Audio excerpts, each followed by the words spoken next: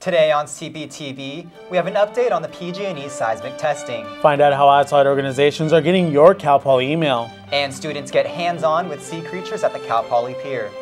Live from Studio 300 on the Cal Poly campus, I'm David Aguilad. And I'm Joseph Corral. You're watching Cptv. PG&E will not conduct seismic testing in the water of the Central Coast this fall. The California Coastal Commission unanimously rejected the utilities plan Wednesday. Hundreds of people protested the proposed seismic testing, while others are worried about earthquake safety at the Diablo Canyon nuclear power plant in Avila Beach. Cptv's Lindsay McLeod looks at both sides of this controversial issue. Getting a better picture of how a major earthquake would impact the plant has been a plan since 2006. But the tsunami off the coast of Japan in 2011 created a renewed sense of urgency for seismic testing.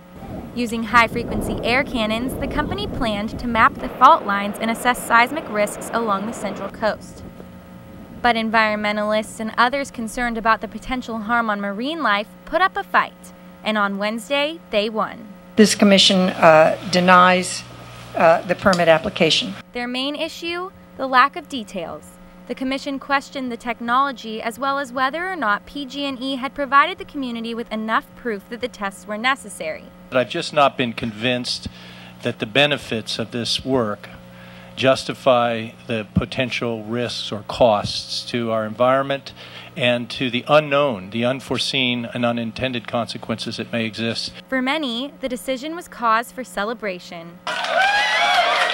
But others worry the lack of knowledge on our fault lines could prove devastating in the case of a major earthquake. In doing so, you end up having an entire fault area not being seismically tested.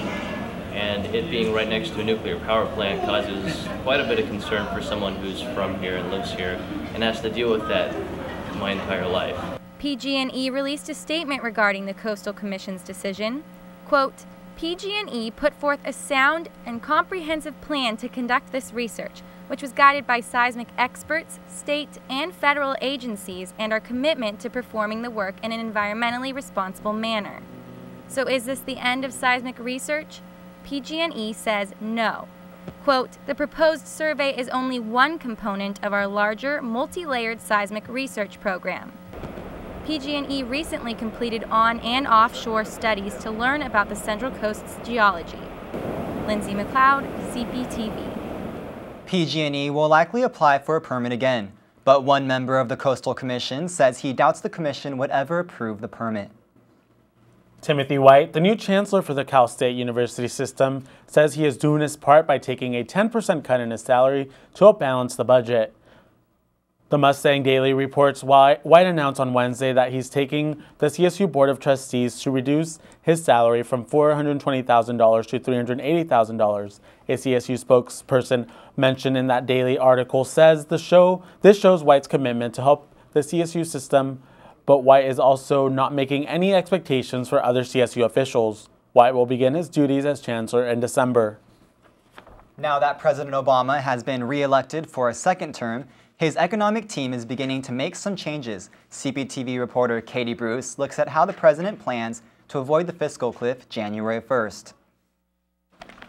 During the last presidential election, social issues seem to be a very influential topic for voters, especially students. The GOP hadn't sensationalized a lot of the social issues that a lot of the younger kids identify with, then I think that they might have had a better chance at getting a younger base. As students, it can be easy to focus only on issues that immediately affect us.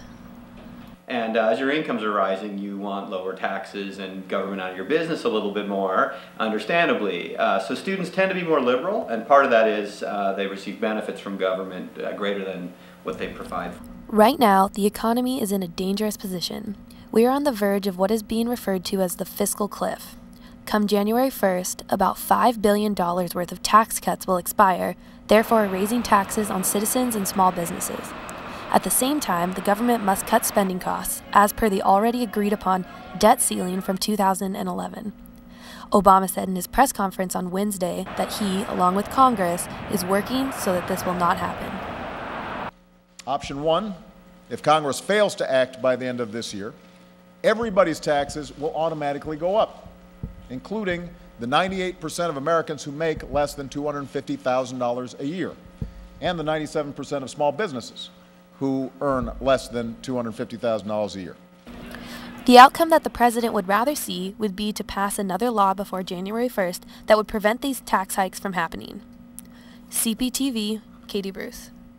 Many fear that if a measure is not passed to repeal the tax hikes, the U.S. economy could dip back into a recession. Cal Poly students and staff are often the targets of spam, and some of these emails are actually scams. What students may not realize is that these organizations retrieve our Cal Poly email addresses through largely legitimate means. Right on the Cal Poly portal is a directory of all students and staff emails. This directory is publicly available and does not require a login for access, so some companies take advantage of this feature. If your name or email address ever appears on any web page, but also just by appearing in that directory, people will find it. And oftentimes, it's maybe not those companies that sent you the email that found your address. They'll pay another company to get a list of email addresses for college students. Luckily, according to Matheson, only 0.005% or one of 2,000 students actually fall for schemes designed to steal personal information. A seasoned journalist teamed up with the academic fraternity Phi Beta Delta in honor of International Education Week. George Lewis spoke at the Cal Poly Alumni House yesterday afternoon and shared his global experience as a news reporter in his 42 years at NBC. Lewis visited all 50 states and over 30 different countries. He reported all over the world on events like the fall of Saigon in the Vietnam War and the O.J. Simpson trials. Yesterday, he focused on his time reporting in Iran during the hostage crisis of 1979. Lewis retired from NBC at the beginning of this year. He enjoys spending his time sharing his global experience with young people. Also, I'm a product of the California State University system, and I feel like I have a need to give back. I got a good start at San Diego State, and I like to help other students get their start. Also gave advice about using today's new media. He embraces technology and he looks at it as an opportunity for journalism to grow. You can view more of our interview with George Lewis on our website, www.mustangdaily.net/cptv. Over 150 students donned their running shoes and their best 80s attire for the 5th annual Midnight Fun Run. The run started by the library, looped around campus and the baseball field, and ended in front of Campus Market. A group of Parks and Rec students organized the 5K as a project for their Program Design 210 class. The funds from runner registration benefit Special Olympics of SLO County. Another group of rec students hosted a bowl-a-thon this past Sunday, also to support Special Olympics. The runners came out on Wednesday night to support spreading the word to end the word. Friends coming together, running. We love running so much that no matter what, it's so much fun. Running and the fact that it was at midnight made it that much better.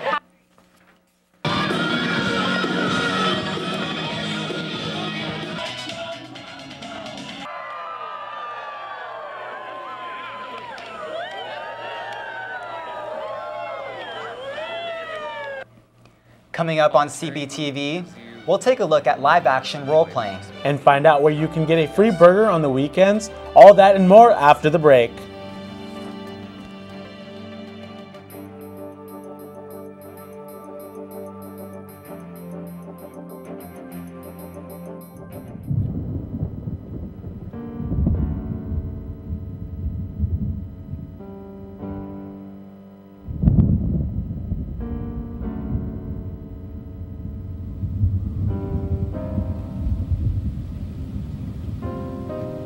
If it looks bad to you, how do you think it looks to him?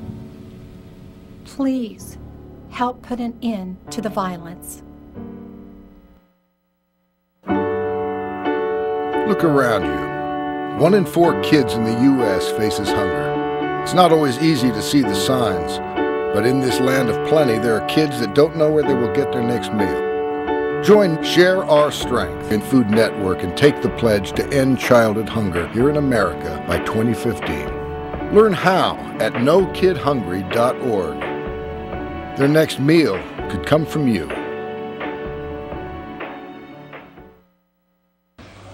not acceptable to call me. All right, welcome back to Cptv. So I heard that new Subway on campus is having a grand opening celebration today, Jojo? Yeah, actually Cptv reporter Christina Favuzzi is there right now. How's it looking, Christina? Thanks, Jojo.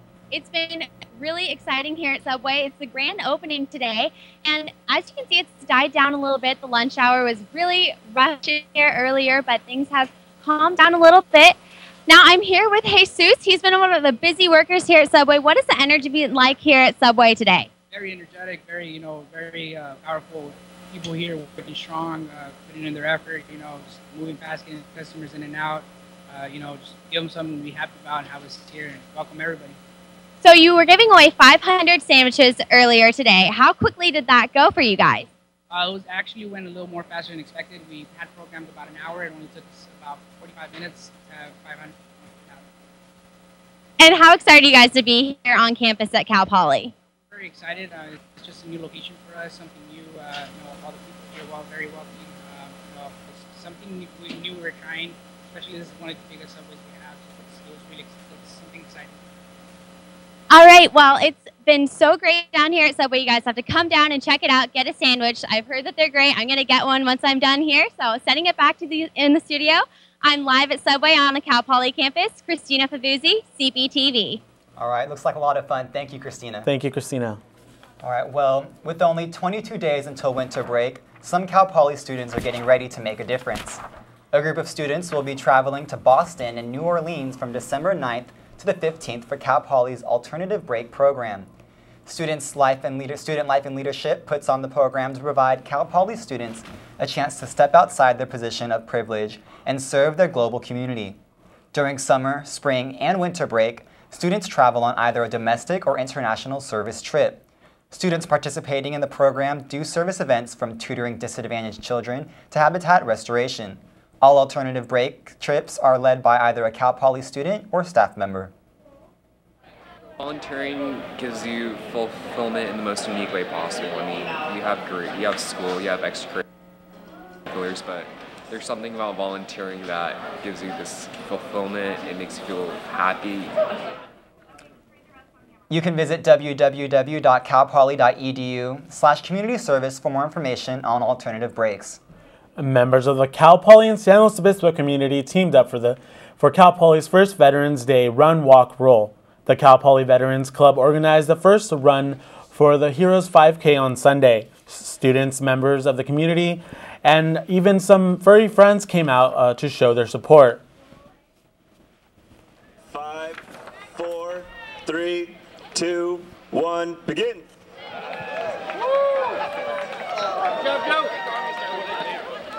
We are here to raise money for the Cal Poly Veterans Club and the Wounded Warrior Project.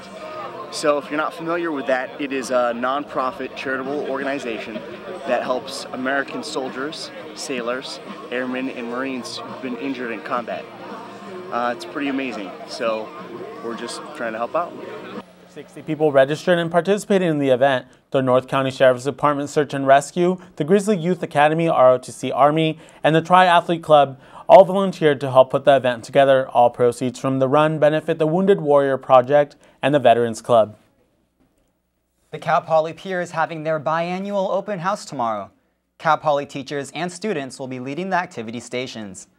Some of the stations include projects that students have done. Visitors will also be able to touch some animals in the tanks.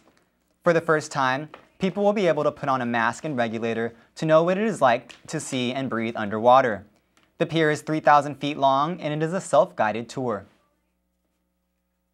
So come prepared to walk.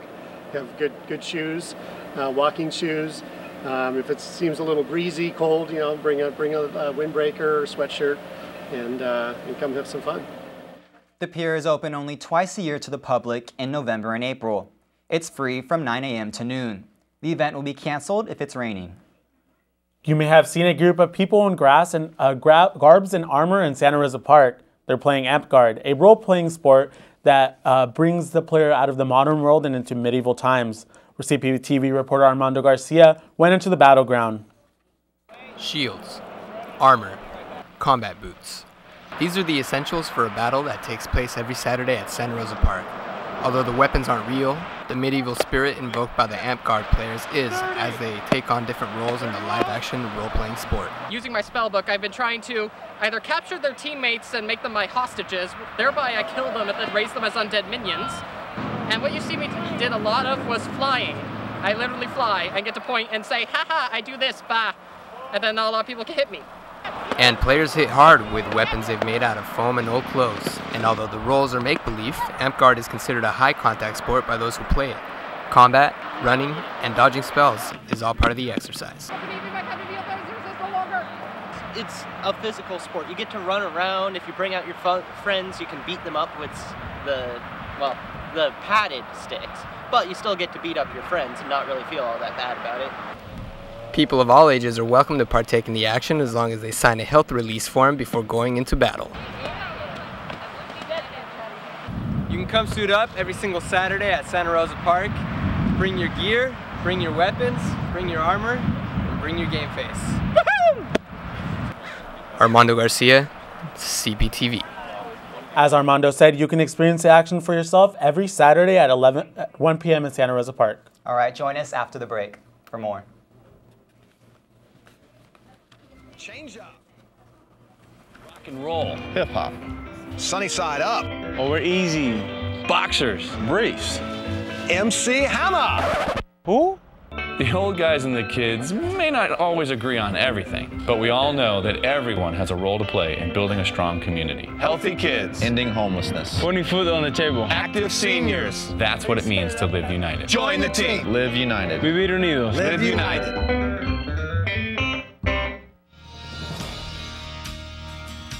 Hi, I'm Kevin Sorbo asking you to invest in the future. A World Fit for Kids is the best way I know to spread health, fitness, and education to our children. Join our team. Log on now to worldfitforkids.org. Help make this world a world without obesity. A world where kids are ready to learn. A world where kids are healthy. This is my world.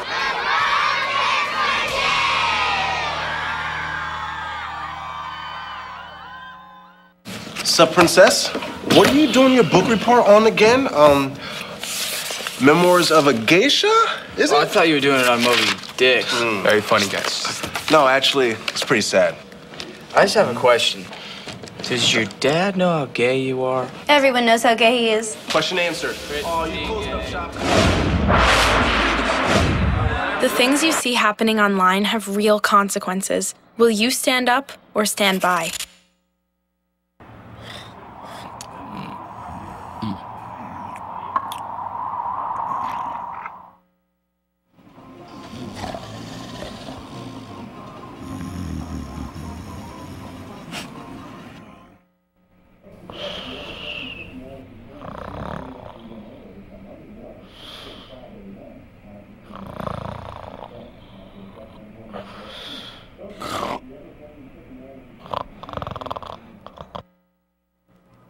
Welcome back to Cptv. The weather out there is starting to get a little wet. Yeah, well, Cptv reporter Brandon Jones has the rest of our weather update. What's going on, Brandon? Thanks, guys. Well, as you know, it's raining right now. You definitely don't need a weatherman to tell you that, but let's take a look at our headlines. So, like you can see, we are expecting to have this rain until Monday, and then at the beginning of the week, it's going to warm up a little bit, but don't break out the sunglasses and sunscreen just yet. It's going to be cooling down at the end of the week. So expect Thanksgiving to be a little sunny, but also cold. So good chance to load up on some turkey. Let's take a look at our weather shot from yesterday. So this is our shot from yesterday. As you can see, the clouds are already rolling in. We're sitting on... We're sitting over on a low pressure system. It's right over San Luis Obispo right now. That's what's bringing in this wet weather. So it makes for some nice sunsets, but also makes for some rain. So a little bit of give and take there. Let's take a look at our 5-day forecast. All right, well, as you can see on Friday, today, it's raining. We have a high of 66 and a low of 57. In the weekend, Saturday and Sunday, highs of 65, lows of 55 and 50 respectively. It's going to warm up a little bit on Monday with a high of 67, low of 50. Still should be raining. On Tuesday, we're going to finally get rid of that rain. It's going to be a high of 71, low of 51. Like I mentioned, though, Thanksgiving should be a little bit cooler than that. So, yeah, usually we tell you to go hiking. Maybe you want to stay in, watch some Netflix, drink some coffee this weekend. Back to you guys in the studio. All right, Thank you, Brandon. Well, the change of weather will be a nice, difference from the heat. It's starting to feel like winter, but we have some exciting times in at Mustang sports. Cptv reporter here, Kim Westland, is joining us in the studio. What's going on in Mustang athletics? Got some good stuff to talk about. So to start off, the Cal Poly women's basketball team has already made history this season. The Mustangs beat Oregon State on Monday 72-62. This was the Mustangs' first win against a Pac-12 team on the road in over 16 years. Redshirt sophomore Ariana Eligado led the team with a career-high 27 points. 3 other Mustangs scored in double digits as well. Women's basketball will play the University of San Diego Saturday at 2 p.m. at Mott Gym for their home season opener. A pregame social will be held in the Mustang Corral tent 1 hour prior to Saturday's game. It will open at 1 p.m. and will be open to the public.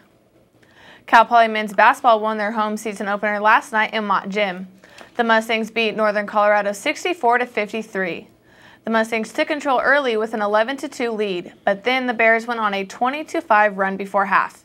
After halftime, the Mustangs came out on fire, taking back the lead, which they kept for the rest of the game. Junior forward Chris Eversley led the Mustangs with 21 points and 10 rebounds. The Mustangs will face Fresno State next Monday at 7 p.m. in Mott Gym. The Cal Poly football team defeated Idaho State last Saturday at Spano Stadium. Number 17 Cal Poly annihilated the Bengals 70-14 in the Mustangs' last conference game. Senior slotback Deontay Williams and senior linebacker Kenneth Jackson have been honored by the College Football Performance Award in its game against Idaho State. The next game against Northern Arizona is a huge test for the Mustangs. The Big Sky Conference Championship is at stake, so make sure you check out the game on ESPN Radio at 3:05 p.m. to see if the Mustangs will continue into postseason. The Cal Poly wrestling team kicked off their season last weekend with their green and gold scrimmage. 11 wrestlers will be competing in tomorrow's Keystone Invitational at the University of Pennsylvania. Leading the Mustangs this weekend are Brandon Roca, Sean Doherty, and Atticus Disney.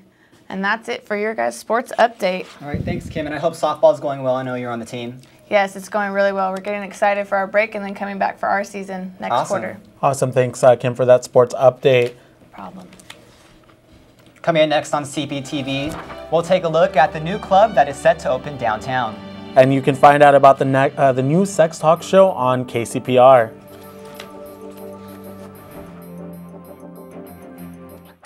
Today is Saturday. Today is Saturday. Salad on Saturday, fruit on Friday, throw a ball Thursday. Water Wednesday, touch your toes Tuesday. Let's move Monday, swap us next Sunday. All the healthy children eat well and move a lot. And move a lot. And move a lot. Eat well and move a lot. 60 minutes of physical activity a day and eating well can help get your child healthy. So keep them active and eating well every day. Skip a rope Saturday, freeze tag Friday, tap dance Thursday. Whole grains Wednesday, try a veggie Tuesday. Let's move Monday, split the sweet Sunday. Eat well and move a lot. Today is Saturday. Yeah. Today is Saturday. All the healthy children, all the healthy children. Get ideas. Get involved. Get going at letsmove.gov. That's letsmove.gov.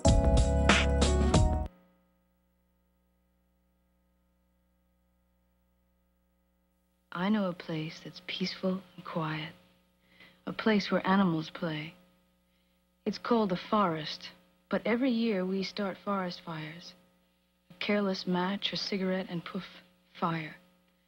So the next time you're in the forest, be extra careful. Okay? If you knew it was me, would you have listened? Welcome back to CPTV. We have Brandon Jones here on the news desk bringing us your Pollywood Minute. What's going on, Brandon? Well, there's a new club opening on campus, and there's a radio show making some waves, but we got all that and more in your Pollywood Minute. So students under 21 will have to wait a little bit longer to go downtown. Eye Candy is a new 18 and older nightclub that was supposed to open downtown tonight at 10. However, now they will be not opening until the beginning of January. The club wrote on their Facebook page this week that the new building codes have come up, including requirements for wheelchair patrons. The club, located on Oso Street next to Woodstocks, also wants to wait until students return back from winter break to have their grand opening. The club will be 18 and up and cater to college students. However, I should remind you that many high schoolers are 18 years old too, so when you're out on the dance floor, make sure your partner is a Mustang and not a Tiger. Well, the Multicultural Center is raising awareness about discrimination against Native Americans. As part of Native American Heritage Month, the MCC hosted a screening of a documentary called The Canary Effect on Tuesday. The documentary focuses on how Native American issues are often misunderstood and overlooked. The screening was in Chumash Auditorium and it was a full house. After watching the film, students discussed how Native Americans are absent from the mainstream media. Students were also treated to traditional Native American tea and corn cakes. If you missed the screening and would like to learn more, you can find the link to the documentary on mustangdaily.net/CPTV under our story links. And a new radio show is focused on sex has taken the Cal Poly campus by storm. Getting It In is a radio show on KCPR that began with an idea from the Center for Reproductive Health. The idea was to open up the dialogue about healthy sex education within the Cal Poly community. Healthy sex education within the Cal Poly community. This is the first time a show of this topic and this format has been broadcasted on KCPR.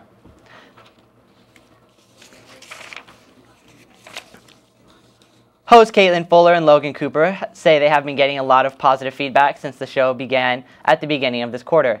They hope to take the awkwardness out of talking about sexuality and to make the topic part of everyday conversation. A professional sexologist will be in the studio with them on Sunday to answer questions from callers. You can listen to Getting It In on 91.3 FM KCPR Sundays at 11 p.m. And an award-winning Central Coast Brewery retains top honors from the most prestigious beer competition in the world. Cptv visited the Firestone Walker Brewery and introduces you to the man behind the malt. Craft brewing is just like baking bread. It's a regional art. It's artisan brewing for a local audience. And the brewing process is a 2-week dynamic process, so we have a lot of T's to cross and I's to dot to get to the finish line in a very short amount of time. Took gold medal for Pale 31, and it's the 4th time it's taken the gold medal at World Beer Cups, so it's relatively dominant in that category. The Mission Street Pale that we make for Trader Joe's took silver, so we took both the gold and the silver out of 3 medals in the category. And in the beginning there was just a handful of us, so it was a daily grind of brewing and cellaring and doing everything. The good part about being in the craft brew business is most of the people that come to this business are here because they love beer. We're here for passion for beer, so I mean we're making something that, you know, we'd be doing as a hobby if we weren't doing it professionally. I think Firestone plays an important role in our local community as well. Is that the pile there?